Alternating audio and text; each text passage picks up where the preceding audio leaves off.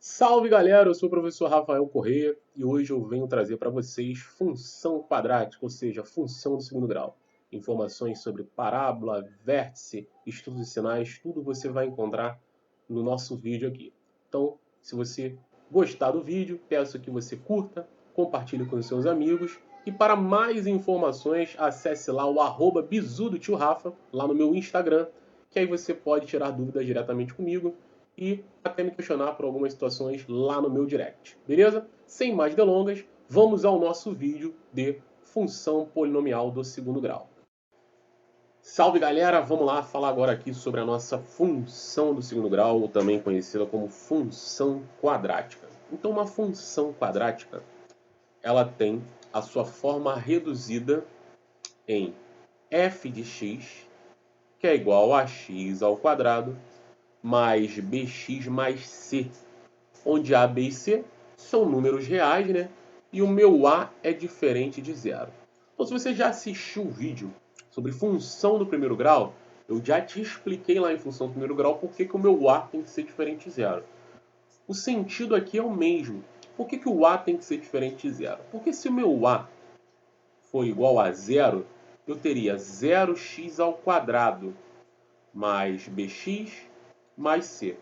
E isso descaracterizaria de ser uma função quadrática. Porque se eu não tenho nenhum x ao quadrado, ou seja, fica como zero, eu só tenho bx. E fica caracterizada ali uma função do primeiro grau. Então, o meu a obrigatoriamente tem que ser diferente de zero. Ele pode ser qualquer número real, ou seja, positivo, negativo, fração, decimal, independente do que seja. Porém, não pode ser zero, porque descaracteriza ser uma função do segundo grau. Beleza? Continuando. Quando nós estávamos estudando a nossa função do primeiro grau, nós vimos que o nosso gráfico era construído sempre através de uma reta. Já na função quadrática, o nosso gráfico sempre será na forma de uma parábola. E nós vamos estudar todos os elementos que formam esta parábola. Por exemplo, aqui eu já tenho uma parábola onde o meu A é maior que zero. Toda vez que essa minha função quadrática tiver o A maior que zero, a gente diz que essa parábola tem concavidade para cima. O que significa ter a concavidade para cima? A abertura da parábola aqui, ó, onde vocês têm essa linha aqui vermelha, ó, estou tracejando aqui, tá? Ela fica voltada para cima. A abertura dela está para cima. E quando o meu A é menor que zero, a parábola vai ter, ó, a concavidade para baixo, ou seja, essa abertura aqui, ó, fica para baixo. Mesma ideia da função no primeiro grau. Como é que eu sei o valor do A? Então você vai ter uma função f de x, ó, 3x ao quadrado menos 9. O meu A aqui é igual a 3. E 3 é maior que zero. Então eu já sei que essa concavidade da parábola será para cima, tá? Se no caso ali fosse f de x igual a menos 2x ao quadrado menos 4x, eu já saberia que a minha concavidade seria para baixo. Por quê? O meu A é igual a menos 2. E a gente sabe que menos 2 é menor do que zero. Ok? Então essa é a primeira ideia que você tem que ter sobre uma função quadrática. Toda função quadrática será uma parábola e ela pode ter concavidade para cima ou para baixo. A cavidade para cima, se o meu A for maior que zero, e a cavidade para baixo, o A menor que zero. Beleza? Se você ainda não conseguiu entender muito bem, assiste o novo vídeo desse ponto, que agora eu vou limpar o nosso quadro para explicar para vocês mais alguns elementos formadores dessa parábola, ok? Então vou limpar aqui o nosso quadro e a gente continuando ainda com esses gráficos da parábola. Repara que aqui nessa minha parábola do A maior que zero, eu tenho aqui uma letra V, ó. E essa letra V ela está aqui sendo marcada por um ponto. Essa letra V ela representa o vértice da parábola, para que tanto naquela função quanto nesta daqui, ó, de a menor que zero, eu tenho aqui, ó, o meu ponto V, que é o vértice da função. Rafael, o que é o vértice da função? O vértice da função é o momento onde a sua parábola vai fazer a curva. Então repara que a parábola aqui, ela vem decrescendo, e quando ela chega no vértice da função, ó, ela faz a curva e começa a subir. A mesma coisa aqui para o outro gráfico, ó, ela faz a curva no vértice e começa a descer. Para se calcular as coordenadas do vértice, você vai precisar de 2 pontos, tá? Quais seriam esses 2 pontos que você precisa? Um XV, que é chamado x do vértice, e um YV, que é chamado de y do vértice. Essas coordenadas que vocês vão ter vai ser o vértice da função. X do vértice, x do vértice e y do vértice. Para se encontrar as coordenadas do vértice, você tem que saber duas fórmulas, ok? O x do vértice é dado por menos b sobre 2a e o y do vértice é dado sobre menos delta sobre 4a. Então, para você encontrar as coordenadas do vértice de uma função, é necessário que você saiba que x do vértice é igual a menos b sobre 2a e y do vértice é igual a menos delta sobre 4a. Beleza, gente? Vamos fazer aqui um exemplo. Vou apagar aqui o nosso quadro para a gente entender como é que se calcula tudo isso direitinho, beleza? Vem comigo. Então tá aqui o nosso primeiro exemplo, né? Dada a função f de x igual a x ao quadrado menos 4x mais 4, responda. Letra A, qual a concavidade da parábola? Ou seja, ele quer saber se é para cima ou para baixo. Então aqui o meu A, dentro da minha função, é igual a 1. Rafael, por que igual a 1? Ó? O x ao quadrado, quando não tem valor à sua frente, a gente sabe que o coeficiente vale 1. E 1 é maior do que 0. Ou seja, se o meu A é maior do que 0, a concavidade da parábola é para cima. Ok? Bem tranquilo. E a coordenada do vértice da parábola? Então, a coordenada do vértice a gente precisa do xv e yv. Tá aqui separadinho com ponto e vírgula, que fica mais fácil. Então, o meu xv é dado por menos b sobre 2a. Logo, menos, vamos identificar lá na nossa função quem é A, quem é B, quem é C. Então, o meu A vale 1, o B vale menos 4 e o C vale 4. Lembrando que essa nossa função, ó, ela é do tipo ax ao quadrado mais bx mais c. Então, o A é o valor que acompanha o x ao quadrado, o B é o valor que acompanha o x e o C é o nosso termo independente. Então, ó, menos 4 sobre 2 vezes o valor de A, que é 1. Então, o x do vértice será 4 sobre 2, que é igual a 2. O y do vértice já terá a coordenada menos delta sobre 4a. Então, para quem não lembra, para calcular o delta, você utiliza b ao quadrado menos 4 vezes a vezes c. Então, ó, o delta será igual ao b. Nós acabamos de ver que o b é menos 4. Menos 4 vezes o valor de a, que é 1, e o valor de c, que é 4. Então, o meu delta ficaria menos 4 ao quadrado, 16, menos 4 vezes 1 vezes 4, também dá 16. Então, o meu delta é igual a zero. Então, ficaria menos 0, 4 vezes 1. Essa conta aqui vai dar zero. Por que dá zero? Porque zero dividido por qualquer número, não nulo no caso, vai dar zero. Então, as coordenadas do vértice seria 2 e 0. Beleza? Então, ó, primeiro exemplo, bem simples, bem fácil, bem tranquilo, ok? Vamos continuar nosso entendimento aqui sobre função do segundo grau. Vamos lá. Bom, gente, aqui a gente vai falar sobre discriminante. Nosso discriminante, na realidade, ele é o delta. E ele tem uma função muito importante dentro da nossa função quadrática.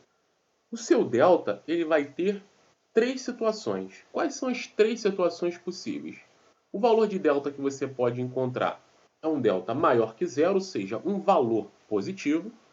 Você pode encontrar um delta igual a zero, conforme a gente encontrou no nosso exemplo agora anterior, e um delta menor que zero. Quando você possui um delta maior que zero, você possui duas raízes reais e distintas, ou seja, duas raízes reais e diferentes. Quando o seu delta é igual a zero, você vai possuir apenas uma raiz real, chamada de raiz dupla, pois na realidade são duas raízes iguais. Como assim? Quando você faz o x igual a menos b, mais ou menos a raiz quadrada de delta sobre 2a, né, que você aplica a básica, e o seu delta é igual a zero, por que ele fala que as raízes são duplas, né? Porque são iguais? Quando você somar ou subtrair um valor com zero, o resultado vai ser o mesmo. Você teria apenas o menos b sobre 2a. E isso vai te caracterizar em duas raízes iguais. Por isso que continua falando sobre raízes duplas, né? E quando seu delta é menor que zero, não possui raiz real. Rafael, como assim? Porque quando você joga no Bhaskara, né, e encontra uma raiz negativa, por exemplo, a raiz quadrada de menos 4, não existe solução dentro do conjunto dos números reais. Só existiria ali para o conjunto dos números complexos. Mas não existiria raiz real. Beleza? Mas, Rafael, no que isso vai me ajudar dentro de função do segundo grau? Eu sei que isso me ajuda muito em equação do segundo grau. E você vai encontrar lá as suas condições. Mas no que me ajudaria numa função do segundo grau? Beleza. Vamos lá.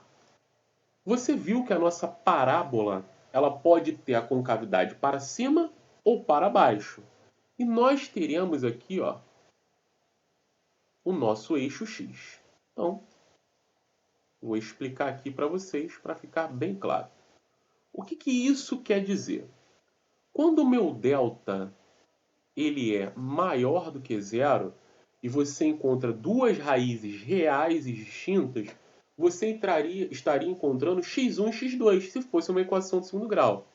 E essas raízes, elas são o zero da função. Rafael, como assim o zero da função? Lembra lá quando você viu o nosso vídeo de função do primeiro grau. Se você não viu, pesquisa e vê de novo. O zero da função é o valor que você vai substituir no x e vai fazer a sua função dar zero. Ou seja, você vai ter um y igual a zero. E quando você tem esse y igual a zero, o valor vai ficar marcado no eixo x. Então, quando você tem duas raízes reais distintas, você teria dois pontos aqui, né? x1 e x2. Ok? E a parábola vai passar exatamente nesses dois pontos. Então, aqui, ó, se o meu A for maior que zero, a parábola passaria exatamente nos dois pontos. Se o meu A for menor que zero, então aqui, ó, x1 e x2, a parábola passaria também nesses dois pontos. Isso você só sabendo que o seu delta é maior que zero. Deixa eu escrever aqui A menor que zero, né? Então, o seu delta sendo maior que zero, ela passa em dois pontos no seu eixo x. Logo, se o meu delta for igual a zero, eu só possuo uma raiz real, que é aquela nossa raiz dupla. Então, quer dizer que a nossa parábola só teria uma raiz. Então, passaria aqui apenas em um valor do meu eixo x. Se a concavidade fosse para baixo, né? Especificando aqui o nosso A maior que zero, só passaria apenas em um valor do meu eixo x. Aqui o meu A menor que zero. Ok? E assim, claro, se o meu delta for menor que zero, Como eu não tenho raiz real, a parábola não encostaria no meu eixo x. Lembrando que aqui é maior que zero e A menor que zero.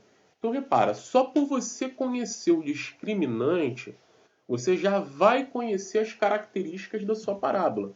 Ou vice-versa, se você já viu a parábola e está sabendo que ela está passando em dois pontos do eixo x, você já sabe que essa raiz ela possui duas raízes reais e distintas, né? x1 e x2. Se ela passa somente em um ponto do meu eixo x, o meu delta é igual a zero. Você já pode afirmar isso. Então você já vai ter informações, né, bem importantes apenas conhecendo o gráfico da parábola.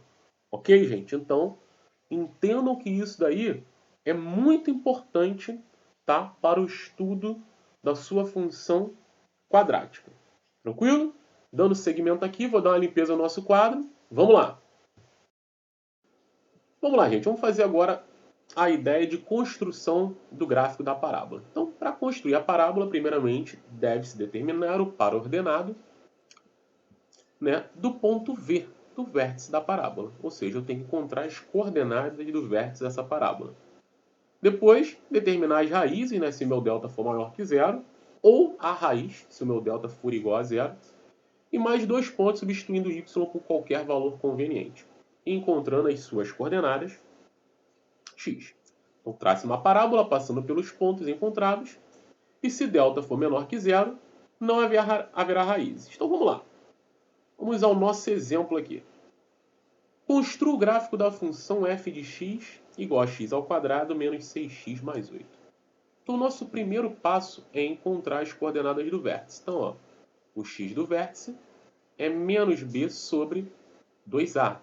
Então, é menos o valor de b, a gente sabe que é quanto? Menos 6. E o 2a é 2 vezes 1.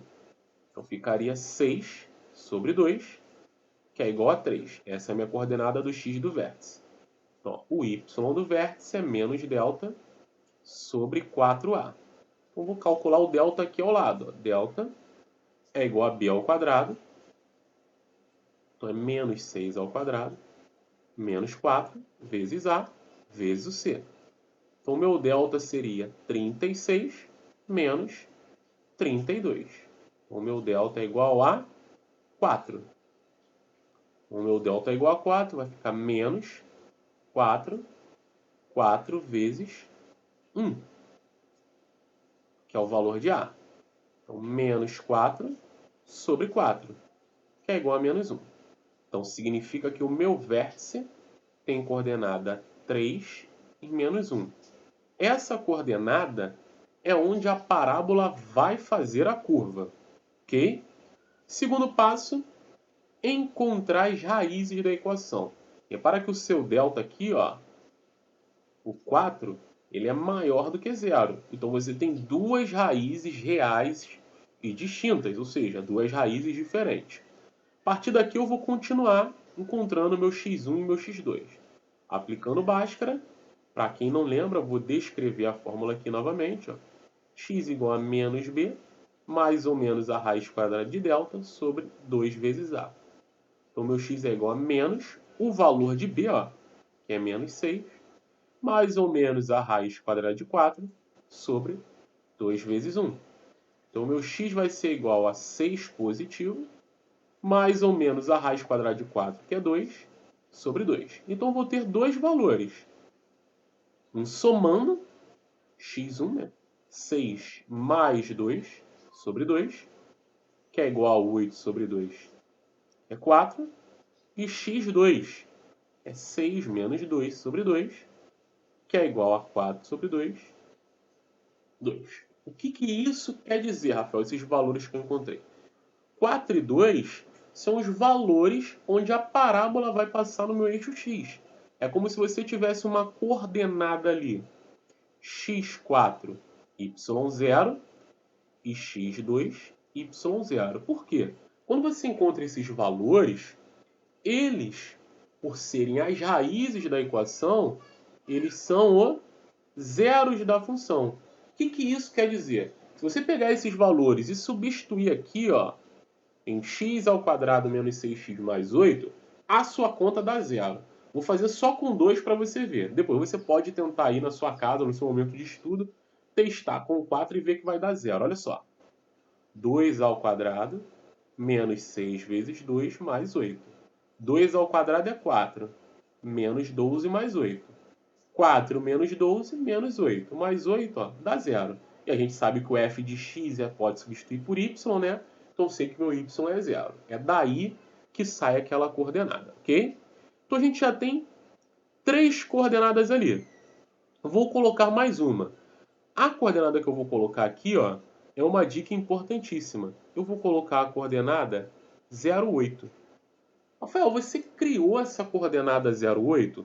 Não, não criei essa coordenada 0,8. Eu apenas peguei o meu termo independente, que é o 8, e zerei o x. Por quê? O meu f de 0 é onde, no lugar de x eu vou colocar 0, a minha resposta vai dar 8. Então eu falei isso lá em função do primeiro grau. Quando você zera o seu x, só sobra o seu termo independente. E o meu termo independente aqui é 8. Então eu já tenho a coordenada ali, ó, 0, 8. Então com essas 4 coordenadas, eu já tenho uma ideia de como eu posso construir a minha parábola, ok? Então eu vou fazer aqui, ó, o meu eixo x, ok? Aqui o meu eixo y e vamos marcar os pontos dentro do meu plano cartesiano. Então tem as coordenadas aqui, ó. Origem 0. Então, ó, 1, 2, 3, 4. Então eu já tenho aqui, ó, o meu ponto 2 e 0 e aqui o meu ponto 4 e 0, ok?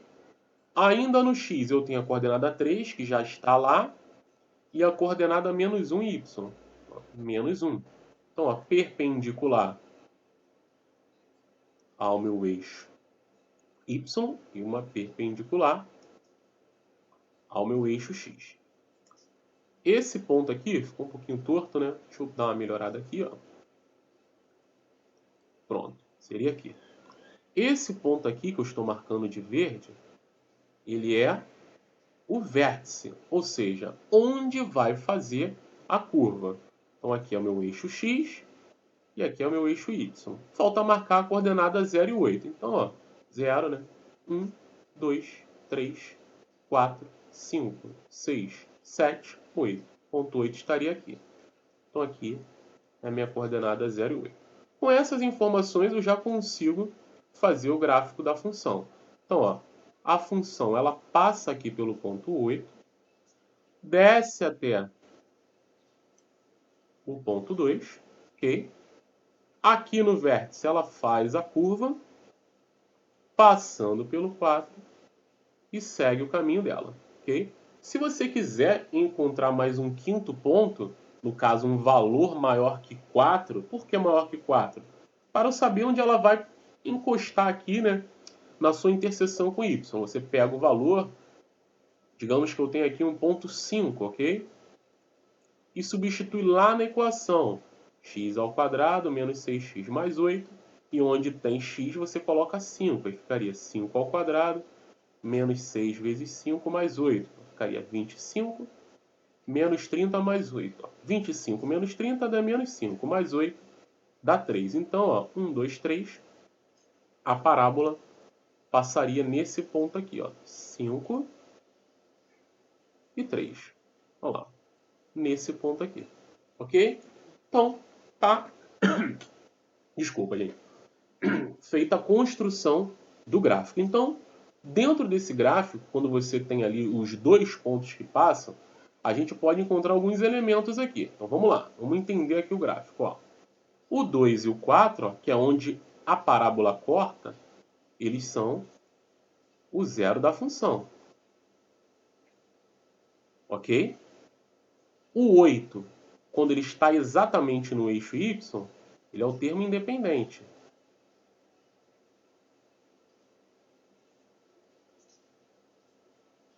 Opa, falhou aqui a caneta, já foi. Tá? E ali onde faz a curva são as coordenadas do vértice. Então, com essas informações, você já consegue fazer a construção do gráfico, ok?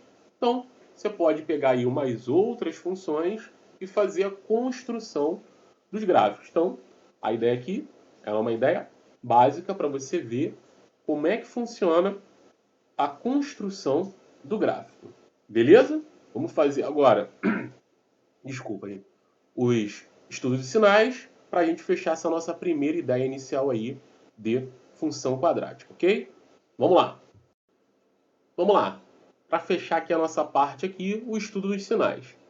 Bom, o estudo dos sinais ele é muito parecido com o que a gente fez em função afim, né? No caso, a função do primeiro grau, função polinomial do primeiro grau.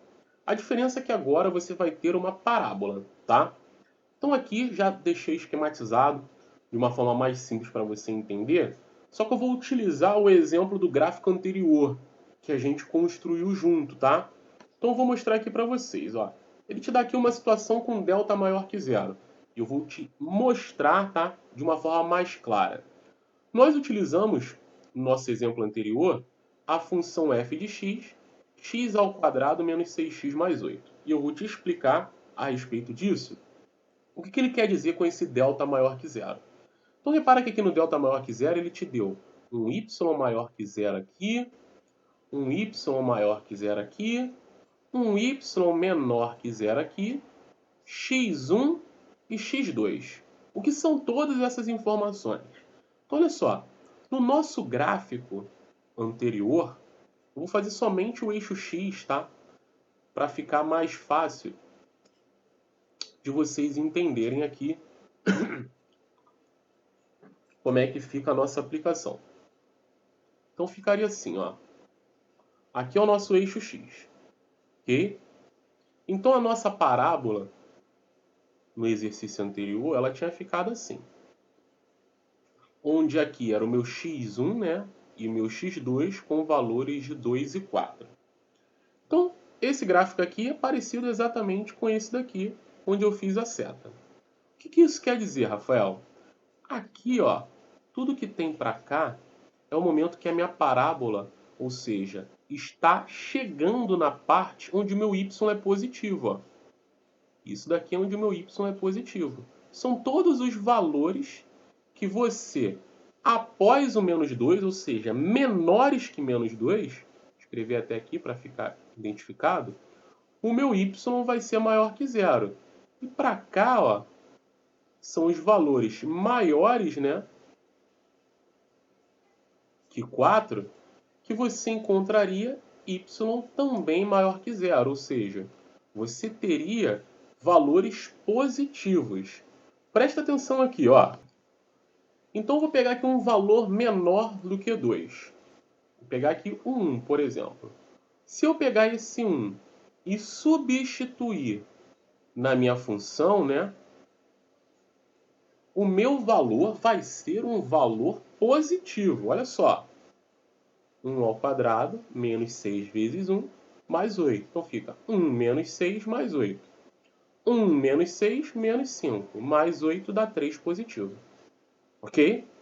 Vou pegar ainda o valor negativo agora. Ó. Vou pegar, por exemplo, um f de menos 1. Vou pegar um valor negativo. Ficaria ó, menos 1 ao quadrado menos 6 vezes menos 1 mais 8. Então ficaria ó, 1 mais 6 mais 8. Então, ó, 1 mais 6, 7, mais 8, 15. Ou seja, quanto menor o valor após o 2, né, valores menores que 2, maior vai ser o valor que você vai encontrar para y. A mesma coisa se você pegar valores maiores que 4. Vamos pegar aqui, por exemplo, o f de 5. Ó, f de 5 eu teria 5 ao quadrado menos 6 vezes 5 mais 8. Que a gente fez até essa conta lá no nosso exemplo anterior. Ficaria 25 menos 30 mais 8, onde a gente encontraria também um valor 3, ok? Se eu pegar lá, por exemplo, o f de, sei lá, 7, nós teríamos 7 ao quadrado menos 6 vezes 7 mais 8. Então daria 49 menos 42 mais 8. 49 menos 42 dá 7, mais 8, olha lá, 15, ok? E, Rafael, deu valores idênticos. Por quê? Aí depois você vai ter que aprender uma coisa chamada simetria, que aí é um papo mais à frente que a gente vai ter, beleza?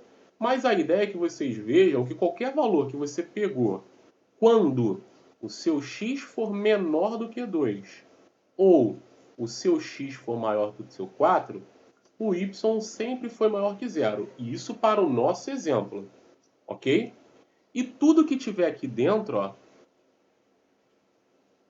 é y menor que zero. Ou seja, qualquer valor que você pegar entre 2 e 4 vai dar um y negativo. Quer ver? Descer aqui um pouquinho a nossa folha. Vou fazer aqui o f de 3.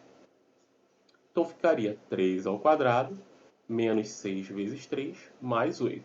Então ficaria 9 menos 18 mais 8. 9 menos 18 dá menos 9, mais 8 dá menos 1. Ó, menos 1 é menor que zero. Então, qualquer valor que você colocar aqui dentro vai ser feito o estudo dos sinais. Então, quero que vocês entendam o seguinte. O estudo dos sinais é para você ver os momentos da função. Então, aqui quando o meu delta for maior que zero, ó, tudo que está aqui fica abaixo do meu eixo y. Repara, ó, o meu eixo y, essa parte aqui é positiva. Então, essa parte aqui é negativa. Então, tudo que está aqui dentro, ó, é negativo. Não é uma coisa difícil de entender. Repara que quando a minha parábola ela tem um a menor que zero, ao contrário. Ó. Nesse momento aqui dentro, ó, aqui sendo a minha origem, é quando eu só vou encontrar valores de y positivo. Ou seja, y maior que zero. E aqui para baixo, ó, é quando você só vai encontrar valores, ó, de y menor que zero. Então, o estudo dos sinais é feito para os momentos, ok? Isso é para quando delta é maior que zero. Vou limpar aqui o quadro para vocês verem quando ele fica igual a zero e menor que zero, ok? Vem comigo. Agora, essa parte de divisão aqui, eu quero que vocês entendam, tá? Bem o passo a passo. Considere os complexos, aí tá lá, z igual a 2 mais 3i, w igual a 2 menos i e k igual a 4i. Calcule k dividido por w. Quando a gente coloca esse k dividido por w, eu posso representar isso aqui numa forma de fração, k sobre w, onde eu vou ter o meu k, que é 4i, sobre o meu w, que é 2 menos i. Para você fazer divisão de complexo, ou seja, um z1 dividido por um z2, você vai multiplicar pelo conjugado do seu denominador. Essa é a condição. Mas, Rafael, por que eu vou multiplicar pelo conjugado do meu denominador? Tá? Multiplicar pelo conjugado do seu denominador significa que você vai retirar a parte imaginária deste denominador, transformando ela em uma parte real. Mas, Rafael, como assim? Lembra que a gente falou, né, que A mais BI, o conjugado seria A menos BI? Ou seja, eu só vou alterar o sinal da parte imaginária? Isso daqui é um produto da soma pela diferença, ou seja, o primeiro termo ao quadrado menos o segundo termo ao quadrado. Esse i ao quadrado aqui, ele vai dar um menos 1. Então, vai retirar a parte imaginária do meu denominador. Assim que eu vou fazer a divisão pelo complexo, ok? Então, vamos lá. Como é que eu vou ter que fazer, então, nesse meu primeiro caso ali? Vou multiplicar tudo isso daqui pelo conjugado. Ó. 2 mais i, 2 mais i, ok? Então, ó, 4 vezes 2, 8. 4i mais vezes i, né? Opa, aqui faltou um 8i, né? 4i vezes i, 4i ao quadrado. Sobre, ali é o primeiro termo ao quadrado, menos o segundo termo ao quadrado. Então, eu vou ficar lá em cima com 8i menos 4. Por que menos 4? Porque esse meu i ao quadrado aqui, ó, ele vale menos 1, ok? Sobre 2 ao quadrado, 4, menos, com menos 1, ó, porque o i ao quadrado vale menos 1. Então vai ficar 8i menos 4 sobre 4 mais 1, que esse menos ali vai alterar, 5. Então essa daqui é a minha resposta. Ok? Agora, olhe de baixo. Z sobre K. Quem é o Z? 2 mais 3i. Sobre o K. Quem é o K? 4i. Se você multiplicar aqui pelo conjugado, tá? Vai alterar somente os sinais em cima e embaixo. Mas depois é um papo mais à frente que eu vou mostrar para vocês aqui que nesse caso não haveria necessidade. Então, mas eu vou fazer normalmente com o conjugado, tá? Então, ó, multiplicando ali, ficaria 2 vezes menos 4i, menos 8i, ok? 3i vezes menos 4i, menos 12i ao quadrado, sobre 4i vezes 4i, dá menos 16, i ao quadrado.